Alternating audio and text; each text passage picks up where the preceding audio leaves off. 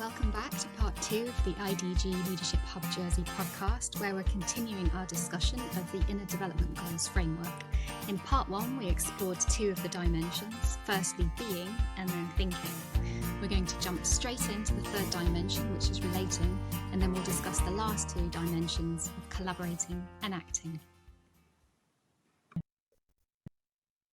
So now moving to the third dimensions, relating, so around caring for others in the world. So this is an interesting one. So even just looking at this first one around appreciation. So it's not, appreciation. It's not really a skill, but it's more about, well, how do we relate to people? It's an attitude. So how do you kind of nurture that attitude of appreciation?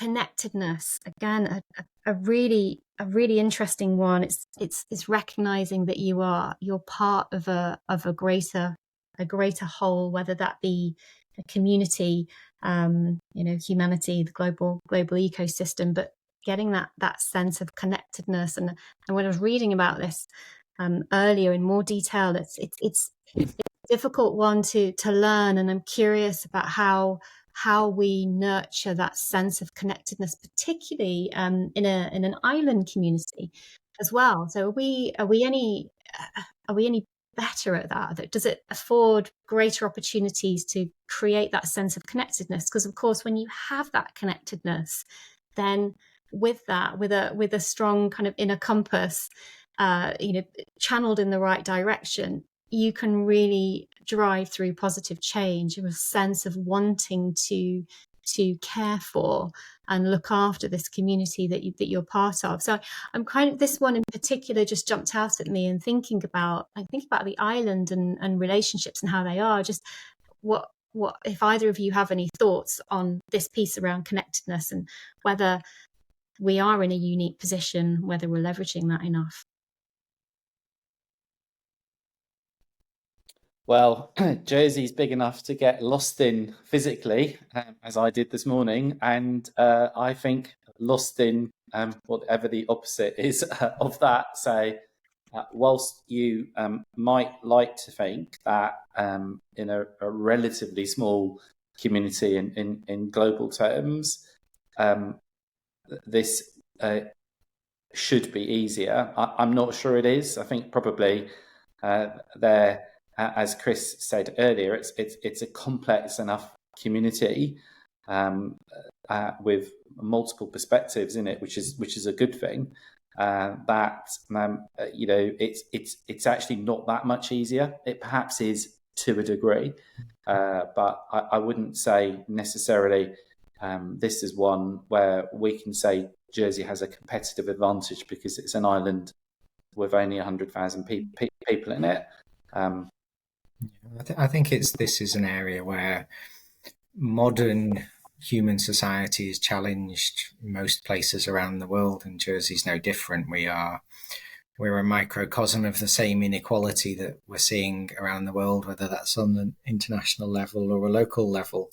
And I think part of the modern society's perhaps failure, perhaps for how we've got to where we've got to in terms of our lack of care for the planet and potentially lack of care for each other, is because these skills and attributes haven't been prioritized over time, particularly connectedness.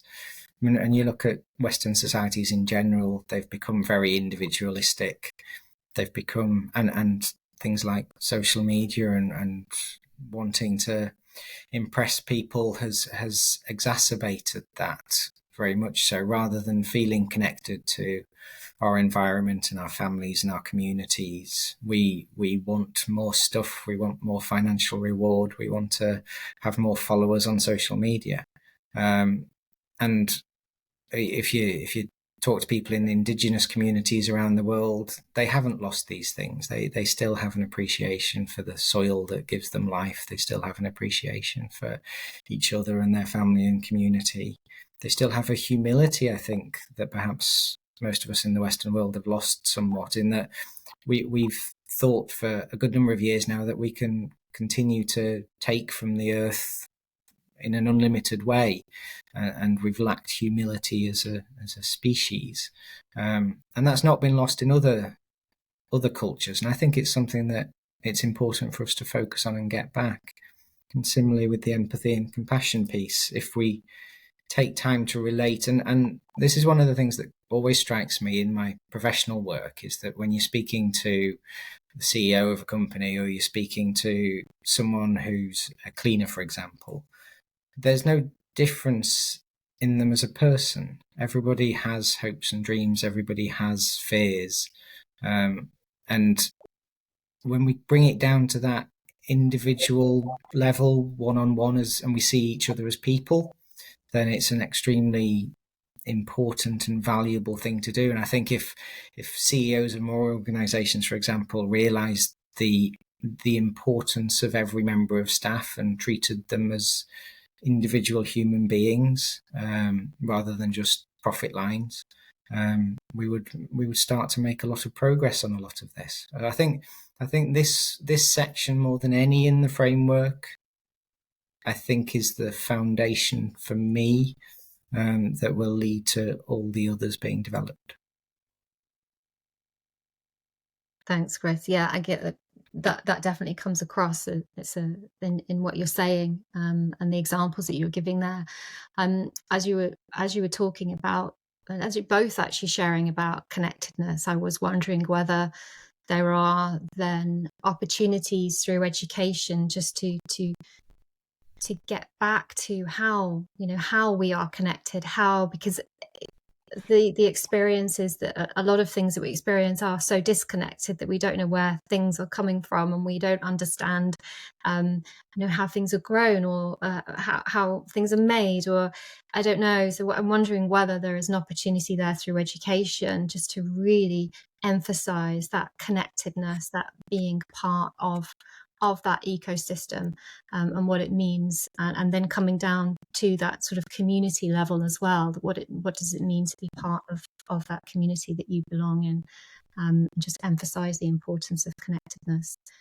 And I think the humility piece is that came up earlier as well. This ability to sort of let go of one's ego and identity, and recognize that you're showing up for kind of the greater good, for well, what does it mean then in terms of how you can act and support, and that you can put your own sense of self and self-importance to one side, and act for the greater good. So a great conversation on this third dimension around relating. So the next dimension's around collaborating, and we can see how it's sort of building on itself here, that we've done the work on ourselves, or we're doing the work on ourselves. We're able to embrace the complexity of what's going on, and we're working hard to get different perspectives, hold different perspectives, curious, that we're thinking more systemically, that we've got that connectedness, and that's linked to that kind of inner compass around working for a greater good, and making the right decisions, and putting ourselves to one side. And then it's about, okay, well, to really make change, it's a collective effort. So that's where this piece around collaboration comes in and becomes so important. So how do we, what are the skills that are required to really make that progress on those shared concerns, those shared ambitions, and appreciate the variety of stakeholders that you might need to engage with, and that you have the skills to do that engaging. And I think this is a really interesting one, not just at an organizational level, but very much at a community level as well, especially where you've got perhaps initiatives that you've got multiple different stakeholders, very, very different perspectives. So you bringing in that perspective taking, and having that, being able to apply that inclusive mindset, the intercultural competence, being able to engage, do the co-creation, so work together, create the right environment for that co-creation to take place, being able to be flexible in the way that you communicate, where you're really fostering that psychological safety, so people can share, that they can innovate, that they can come together and really move the dial on this stuff. So just again, I'm going to sort of open the floor and get your thoughts and perspectives on this fourth dimension around collaboration. I think it's almost moving towards the action section, which is number 5 in the collection. But these are the core skills that bring us together and allow us to work together. As you say, we've worked on ourselves up to this point. And I don't know about you, and hopefully some of the listeners feel the same, but as I was listening to you, Melissa, then just reading through them, I was genuinely inspired that if I worked for an organization that focused on developing all of these skills, if I lived in a society where these skills were lived in everyday life, that would be a wonderful place to live, where, as you say, where conflict is managed constructively, where you can communicate with diverse groups, where we co-create things in a psychologically safe space, where we trust each other. It's such a foundational, important attribute, because without that trust, we're not going to be able to work together and develop what we need to. And where we all inspire and mobilize each other, and drive each other forward, and we start to achieve our best individually and collectively. Now that's a world I would be really keen to get involved in and to live in. And what I'm hearing from you then is that there's quite a need for development then to get to that point where you've got a community of individuals that show up and operate in this way, that have those skills and are able to apply those skills collectively. Yeah, I think there are lots of sort of green shoots. There are lots of excellent areas that are demonstrating a number of these skills. But I think that the power comes when we can start to do it. It'll never be universal, but closer to universally, when these are understood as the foundational skills for a positive society, for a positive business, for positive change. When it becomes more normalized to talk in this way and to think in this way, I think that's when we'll see real change. Gosh, it's hard to follow you two. I'm certainly exercising humility from the earlier section, so it's for another discussion, but there are some very interesting historical lessons to learn from areas of the world who've collaborated well versus areas of the world that haven't, particularly around technology and technologies. So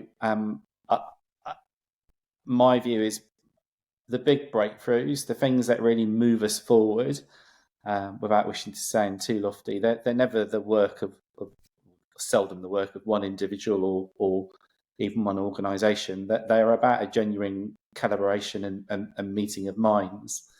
And Jersey from time to time does do this well, and it can, when it needs to, mobilise and collaborate towards a shared goal with that trust and psychological safety, which you both talked about. So we can do this, but it's hard, and it's I think probably the one dimension you can look at and say, yeah, we do that, but in reality, it's probably the one where you need to work hardest at, but with the greatest returns, because this is about the sum of the parts and all of that type of stuff. So this is a really key one. They all are, but this one in particular, I think this is the one which I can see when they sat down and sifted through the 1,000 responses that they had to the initial survey. They would have thought, well, this is the one where we need to be able to get people to do to really move these big lofty goals forward, because it's about joining people up in networks that currently don't exist. And this is one where we saw an awful lot of progress during the pandemic. A lot of the barriers were moved out of the way. A lot of trust was shown. A lot of co-creation happened. And I'd like to think that we can do it in the future without the need for another pandemic. There's got to be a way that we can embed these skills more universally. That was exactly the scenario I was thinking of, Chris, but there have been others, but that one in particular sticks out as, we did it then.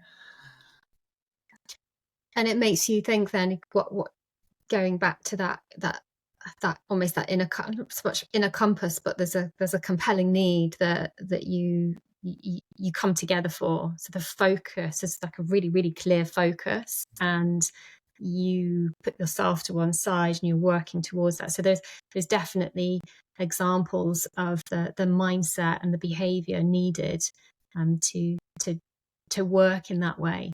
And I suppose it's useful to keep in mind, you both mentioned kind of barriers, that what almost are those barriers the opposite of some of these skills then, and being alert to when you see the opposite in play, and then how you challenge that. I think for me, the one that stands out, which is sort of an obvious one, yes, trust, it's really, really important, but there's something about trust is very delicate. So it's this piece around maintaining trusting relationships. So being consistent, being transparent, being reliable, and that trust, that approach to trust, and having, even going further, that you want to create, you're actively trying to create a really, really trusting environment, then enables this other good work to take place. I think that for me sort of stands out as really, really critical in making sure that the rest can follow, that it doesn't get derailed. And then, mobilization skills. So that's incredible. And when we've put our heads together and thought about those people that have demonstrated some of these skills, when we gathered all the information, the one that stands out is around mobilization skills. So recognizing those individuals that have a capacity to do this, and it links quite nicely to the taking action dimension as well. So it's inspire, mobilize, but then stay with it, kind of persevere. So that takes us nicely onto the final dimension, sort of acting, kind of enabling change. And you can see there down at the bottom, perseverance being absolutely critical. So first there at the top, you've got courage. Interesting one. It's not really a skill, but it's a quality that can be nurtured and developed. So that's an interesting one. Creativity, again, not something that you can necessarily learn. And when you look into this particular skill in a bit more detail, there's a really interesting link to complexity awareness here. So those that are strong in complexity awareness, they've got a good understanding around kind of causal relationships and what might be driving what, and looking at patterns, and they don't often just accept the way things are done. They're happy to be quite creative, and that's where this creativity comes in, this ability to think about how you might do things differently. So creativity, it's not just about being creative, it's about thinking about how having that complexity awareness, figuring things out and thinking about how things can be done differently. So there's a really strong link to complexity awareness there. Optimism, it's one of the big five in terms of personality traits, so that will influence to the extent to how optimistic you generally are. But it's about inspiring that in others. So driving that optimism in others, because this is about this collective effort. So it's not just about you as an individual, it's about driving that optimism and seeing possibilities. And then finally, perseverance. So just absolutely critical if you are focused on, which many leaders are focused on, and those that have that strong inner compass are focused on an end goal, and that end goal might be very far away. And you can see the efforts, just listening to you both talk about that relating section, and some of the and the collaboration section, some of the challenges there, that how do you can have that optimism and that drive and the vision, that the perseverance is critical. And in a way, it's kind of linked to that trust piece as well, that you're there for the long term, and people know that and can engage and invest. So perseverance, it's that ability to sustain that engagement and focus, keep focused on the possibilities to reach those long-term goals. So there's a summary of those ones, and I again invite you to share your thoughts on this final dimension. After you, Jason. Thank you for not demonstrating courage, Chris. I mean, it's difficult to add anything to what you said there, Melissa, other than to say I think this dimension for me highlights the interconnected nature of the 23. Because if you took this section by itself, this is probably the one which looks most like traditional leadership, as you would describe it. So there's an element of hero leadership, I think, running through 5, and the strength to take decisive actions and push forward and disrupt and all that type of stuff, which of course is essential to really make change. But it's really the fact that the other dimensions and the skills in the other dimensions to be able to do that courageous change in a authentic and self-aware manner, and with reliance on your inner compass and so forth. It's kind of how you do that which is important. So I think, to me, this section is about recognizing that you need to focus on all 23, and you can't just pick out today I'm going to be creative. That's not the way not the way these work. Yeah, I think your point about hero leadership's really interesting there, Jason, because I almost was seeing it as the opposite, in that you can cultivate culture in an cultivate courage in an organization, because if the first time someone stands up for the values and makes decisions, they get slapped down and said no, get put back in their place, that destroys that element of courage within the organization, and a good leader will be showing the humility that they don't have all of the answers. They will cultivate courage and creativity and perseverance and optimism within their organization. And there's an absolute link there with the earlier ones, and the creativity comes from collaboration very often. And I think in organizations that work well, I think the one thing that leaders very often need to bring is the optimism, is the vision. Although I like to think that can come from anywhere. I think if you have a leader that isn't displaying that optimism, that long-term thinking and the perseverance, you're not going to get anywhere. But the leader very much has to cultivate courage and creativity within their organization for long-term success. And again, that applies equally at sort of government level, business level, sports club level. You've got to give people the opportunity to stand up and act for their values, and hopefully align their values with the organisation's values as well.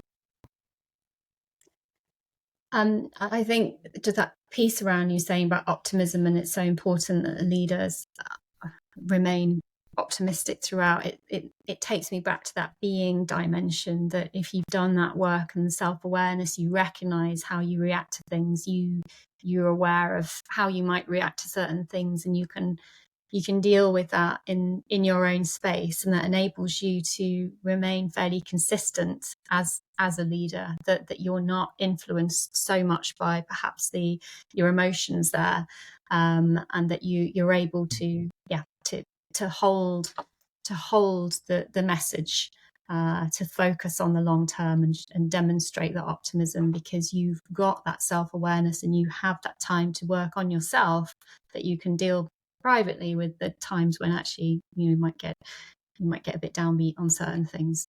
So it really kind of brings to life the connection between the different dimensions, and how one on its own, and I think this is a really important point as well, used in the wrong way, some of these skills can be quite damaging.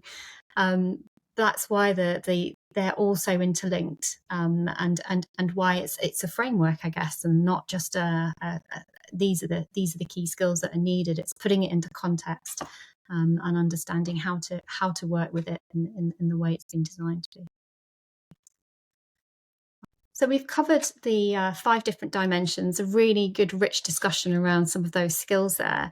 I think it's useful as a framework in how it's put together. It really takes you on a journey from you as an individual through to how you engage with others, perhaps your team, and how you then enact change and maintain and sustain effort, and persevere. I think it's an interesting one just to point leaders to, and starting with that inner compass piece. Where's your inner compass? What do you need to be caring about? Do you care about those things? Does your organization care about those things? So sort of bringing up for individuals straight away, perhaps where there's some conflict. So I suppose from a leadership perspective, I wanted to ask you, Jason, about sort of reflecting on your leadership experience. How does this framework compare with some of the traditional views of leadership that you might have experienced, and those measures of success? Well, I think I'd go back to the being piece at the beginning. We talked about it. So most frameworks that you're familiar with, they will focus on the doing, and the difference here is there's a real emphasis, in fact, a priority given to the being, and I think that's a recognition that you can be the greatest doer in the world, but if you're not doing it in that way, in authentic and self-aware and with real compassion and presence, you're not actually going to be that effective as a leader.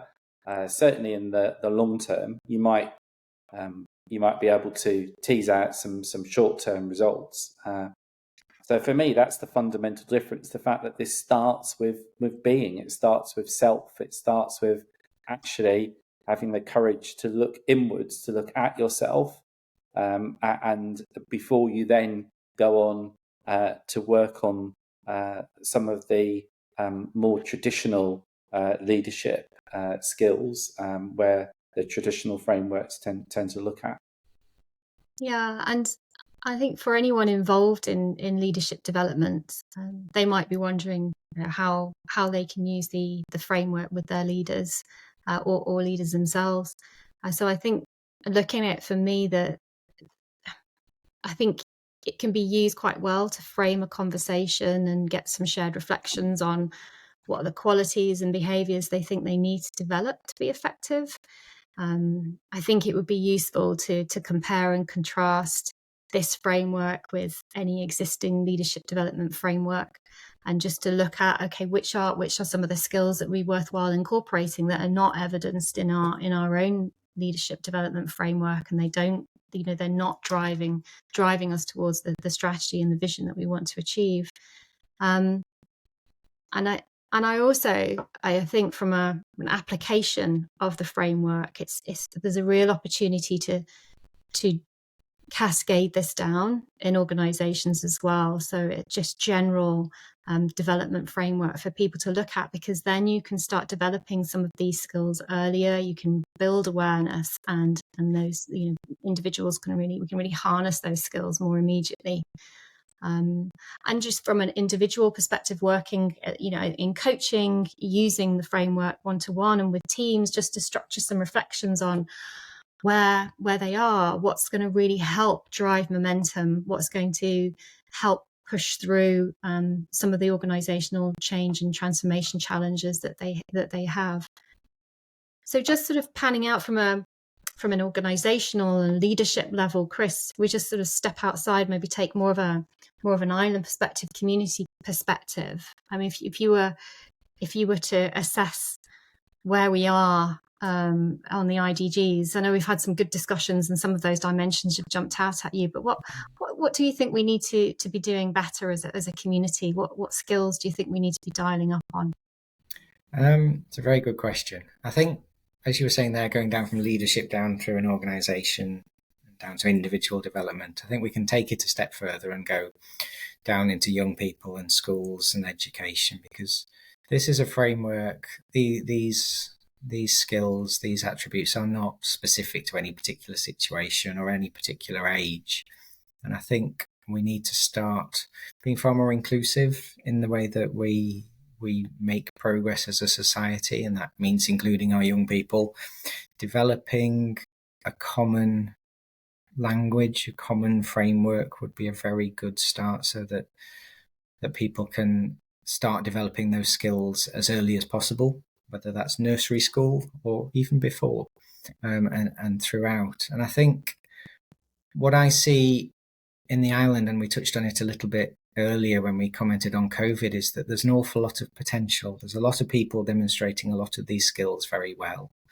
But much of the time when we try to make large scale change, there are barriers in the way. And I think that's to do with the lack of universality of the skills, if I can put it that way. The lack of trust often. I comment on the competitiveness that I see between organisations and individuals that isn't productive for us as a society.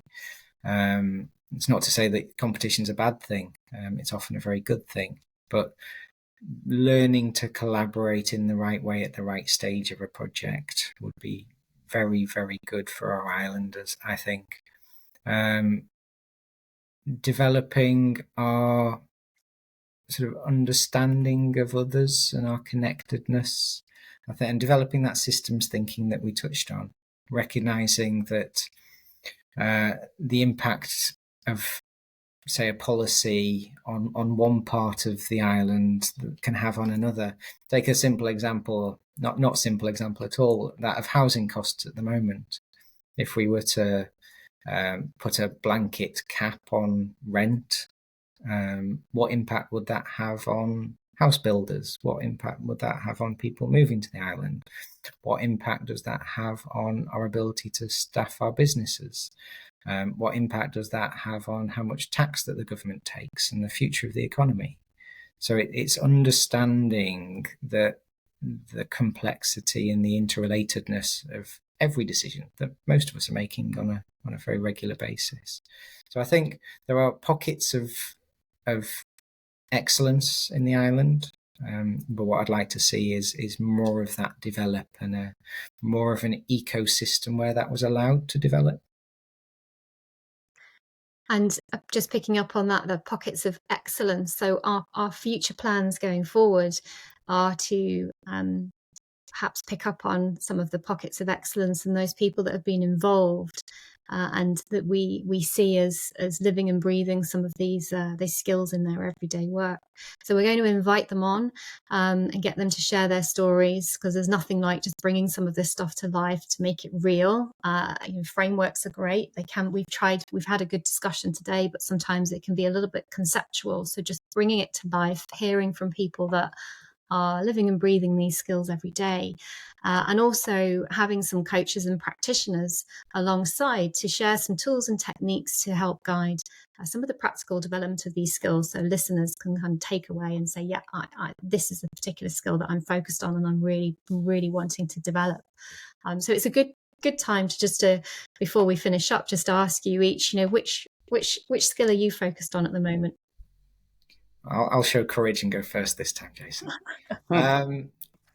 Mine, I guess it's where we started with the being section, and self-awareness is probably my biggest, and it links with optimism. And as we were talking about leaders having to remain optimistic, I know certainly that I struggle with that, and I know that there are sort of issues with my own emotions, I think, as you touched on, Melissa, and managing those emotions and developing my self-awareness so I'm better able to manage them. So that I attend a therapist regularly at the moment, and we're focusing on that, developing that self-awareness and managing or understanding where some of those emotional drivers come from.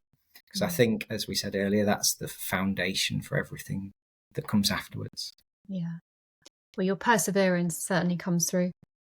So it's the optimism there and the perseverance is very evident, and it's why we were so keen to have you as part of this local hub. Thank you. And thanks, Chris. How about you, Jason? Somewhat predictably, I'm going to say the same one, and that's probably a reflection. So, as you know, I'm developing my skills as a coach, and I'm learning increasingly that actually how you turn up, how you be as a coach is at least as important as, and probably more than what you actually do. So all of the being skills are critical to I think being an effective coach, as indeed some of the other 18 are as well. But that's the one I'm currently thinking about and developing mostly, I would say. Brilliant, thank you. And what about you? Yeah, and for me, well, I think probably a couple that jump out. One is perspective taking. I think similar to you, when you're working as a coach, it's just it's something that you've got to keep developing. There's nothing quite like some coaching to really bring to life how important it is to do that perspective taking, to remain non-judgmental, to hold different perspectives, and I think with that the empathy as well comes into that, and then also I think on the acting, just doing this, being able to bring the framework to Jersey, to set up the hub, to push some content out there that we think is going to be useful. I think that some of those skills there coming out in the acting dimension. So I think just to emphasize, we are so committed to supporting the personal, the professional development, and supporting organizations and communities to work towards positive change. So I think this is a step in doing that. So just, I guess, to finish off, some takeaways. I think what we've shared, there's a framework here that personally or professionally, so as an individual or someone in a leadership role, if you're struggling to make the progress towards the vision you want to achieve, perhaps it's worth slowing down, like Chris said, and looking inwards to find a different approach. If your vision requires real change in thinking and approach to leadership, perhaps this framework lends itself quite well as something to look at. And at organizational level, how effective, there's questions there about how effective your leadership development framework might be. So is it designed to equip your leaders to tackle the more challenging and complex problems we're facing? So really, we'd encourage you to take a look at the Inner Development Goals framework and see what you might be able to add to adopt it or adapt elements of it to help accelerate your own journey towards positive, sustainable change. So we hope you found this a useful introduction. If you'd like to find out more, please visit the innerdevelopmentgoals.org website. If you're based in Jersey, please do join our hub on LinkedIn. It's called the IDG's Leadership Hub Jersey. And feel free to connect with either Chris, Jason, or me on LinkedIn. And just huge thanks to Chris and Jason for your valuable contributions. And listen out to our future podcasts where we'll be doing some deep dives into those skills. Thank you. Thanks, Melissa. Thank you.